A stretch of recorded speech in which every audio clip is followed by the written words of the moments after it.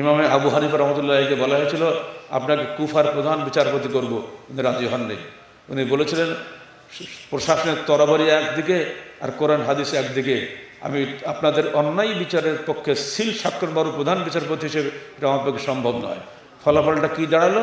কারাগার। ডেলি 1 টাকা রুটি দেওয়া হতো, ডেলি 10 টাকা বেত মারা হতো। 110টা বেত মারার পরও উনি বললেন না আমি প্রধান বিচারী পদ গ্রহণ করবো না। তখন অন্য বর্ণনা এসেছে ওনাকে খাদ্যের সঙ্গে বিষ মাখিয়ে কারাগারে হত্যা করা হলো। অথচ তার নাম দিয়ে আমরা বলছি আমরা হানাফি।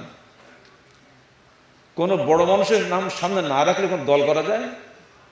উনি কি বেদাত, উনি মিলাদ করতেন, উনি কি সহবরাত করতেন, উনি কি কুলখানি করতেন, উনি কি চেহলাম করতেন, উনি কি এগুলো করে বেড়াতেন নাকি? বা ধর্মের নয় ব্যবসা, উনি কবর পূজা করতেন নাই। ঠিক ইমাম মালিককে একই অবস্থা। ওনাকে বলা হলো ঠিকা বিবাহ আপনাকে হারাম করতে হবে। ঠিকা বিবাহ কি? আমাদের ইউনিভার্সিটির ছেলেমেয়েরা যেমন থাকে, জোয়া হলে থাকে, মেয়েরা রোকেয়া হলে থাকে, তাই না? একই ক্লাসে পড়ে, ঠিক আছে বোন তোমার ওকে পছন্দ হয়েছে, একখানে শাড়ি দিলাম, তুমি 10 দিন আমার বউ। সাময়িক বিবাহ, একে আরবিতে বলে নেকায় মোতা। শিয়াদের মধ্যে এটা এখনো চালু আছে। শেষ মানে মক্কা বিজয়ের দিন আল্লাহ রসুল স্থায়ীভাবে হারাম করে দিয়ে বলে গেলেন কিয়ামত পর্যন্ত আমি এই ঠিকা বিবাহ হারাম করে গেলাম। কিন্তু যারা দুর্বৃত্ত টাইপের লোক, দুষ্টু লোক, তারা ঘন ঘন বউ পাল্টাতে চায়, তারা এটা হালাল হলে সুবিধা, ওরা বলল এটা করো। তো সমস্ত আলেমরা সরকারের ভয় হোক যেভাবে হোক একমত হয়ে গেল।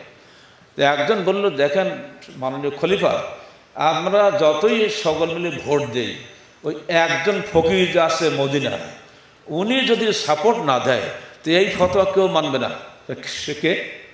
তোলেন ইমাম মালিক, ইমাম দারুল হিজরা, ইমাম মালিক বিন আনাস। নিয়ে আসো তাকে, নিয়ে আসা হলে মদিনায়, এই বাগদাদে। কি আপনি এটা ফতোয়া দিচ্ছেন? এতগুলো আলেম সব একমত, আপনি একা একদিকে। উনি বললেন হাদিসটা শুনিয়ে দিলেন, রসুলের হাদিসের বাইরে কোনো ব্যক্তির মতকে আমি অগ্রাধিকার দিতে পারি না। বাস, গো টু দ্য জেল, পিটনি। একটা পেট খারাপ উটের পেটের পিছনে তাকে ঝুলিয়ে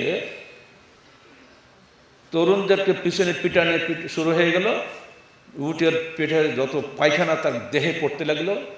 যিনি 30 পারা কোরআনের হাফেজ, যিনি 1700 সহিহ হাদিসের মত মালিকের হাফেজ, তার বুকে উটের পায়খানা পড়তে থাকলো।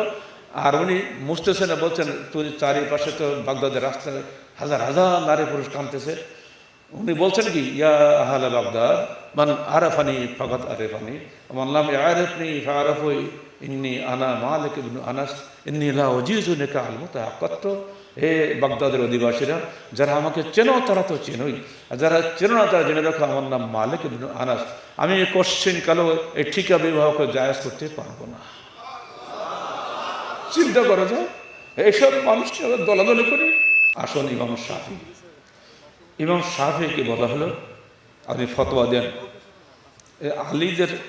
আলী বংশীয় লোকদেরকে ভালোবাসতে পারবেন না। উনি কেন? আলী বংশ ফাতেমার বংশ, আল্লাহ রসুলের পরিবার, তাদেরকে কেন ভালোবাসা হবে না?